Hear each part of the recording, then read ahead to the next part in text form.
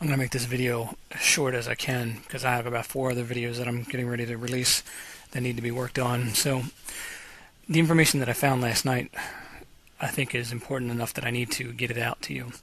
This is Eddie Valero. He's a actor from the Tucson area that is friends with Brandon Lee Pittman. I've exposed him as playing this part of Eddie Valero and as being the cameraman that interviewed a person that was actually a Pima County corrections officer at an Oath Keepers event, and he was claiming to be Jose Guarena's co-worker, when we know Jose Guarena is also a Pima County corrections officer as well, and it's all an act. We've exposed that whole issue, but that's not the case here, what we're talking about. Eddie, as you can see in this shot, he's friends with Brandon Lee Pittman. Of course, Brandon played Jared Loeffner in the Giffords event, and his mother actually played Phyllis Schneck, which we see her here in the doorway next to Eddie. So if you're familiar with my work, you know that I started investigating the Gabrielle Giffords event shortly after the event took place in January of this year. And I was a regular on the Power Hour, which was on GCN's network for some time while I was doing the investigation.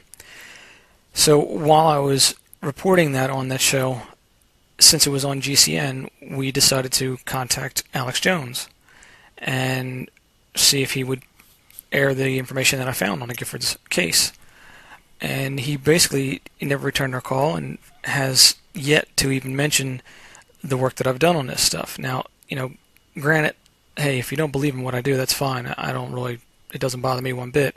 But the fact is that if you're a host and you value your listeners as much as you say you do, then you want to present them with as much information as you can so they can get a balanced view of situations and they can make their educated decisions about that case.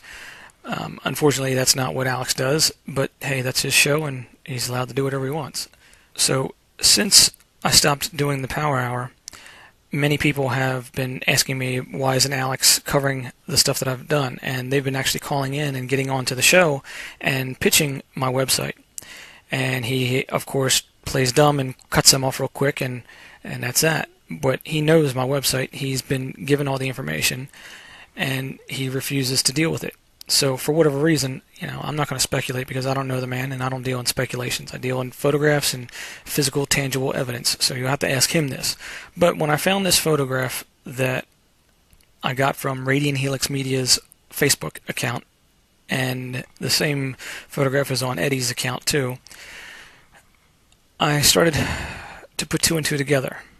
Now, understand this. The past 2 times that Alex has sent out his staff to go film an event, the first one was the Homeland Security mall shooting that was the drill in Denver, and they also went to film a Federal Reserve building and got kicked out. Well, in each of those events, in the first one I exposed and did a video on it, the individuals that he sent were talking to Pima County Sheriff Dupnick's personnel that are in the sheriff's books and also play multiple roles as actors, like Bradley Manning's father, whom we know Bradley Manning doesn't exist, and this is an actor that's playing the part. But, okay, if that happens once, like I said, you can be tricked, and, that's fine. But then when they go back to that Federal Reserve building, and again, they're confronted by some more Pima County officials, and then when they're told this via email, and other people have contacted them, and then they choose not to address it, then you have to look at it and say, well, why are they not admitting that, yep, they got duped, and deal with it? Well, the fact is that Alex doesn't even want to talk about this stuff, period. I mean, I have my opinion why. I can totally see why, but, I'm not going to say my opinion because it doesn't mean anything. It's up to him to address what I'm going to share with you now. So this photograph we see here of Eddie and the 2 individuals that are standing alongside of him, this was in Arizona after a shoot. And the individual that you see is Aaron Dykes, one of Alex Jones' producers and writers. I believe the other one on the other side is Matt Ryan, but I'm not sure on that one because I can't find a very good shot of him. But needless to say, that's not the issue here. Aaron Dykes, as you can see, I mean, this is a photograph of him that was taken a few years back. He's put on a lot of weight since, but we can still look and see his ear, since he gives us a great ear shot. And comparing them both, and I even here is just, you know, for just to make sure you understand the structure of his ear and the genetic shapes that he has, the genetic landmarks. I'll show you the other side. You can see that the same genetic features are still there. So it's definitely him. And then look at his front two teeth. So we know that this is Aaron Dykes. Aaron Dykes is with Eddie Ballera at Pittman's or at their studio. So I'm not going to say what I think, but what I would imagine if it were me in the situation of Alex Jones, I would definitely make some type of comment as to why he's not dealing with the issues, and he's allowing people from Pima County, from the Sheriff Dupnick's office, that are known actors like Tony Greenberg that plays David de Rothschild, and also many other people like Pepe Escobar.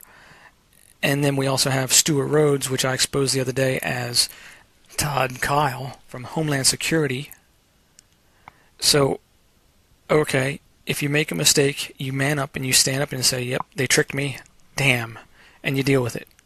But if he doesn't deal with it, well, I'm not going to say what I would think.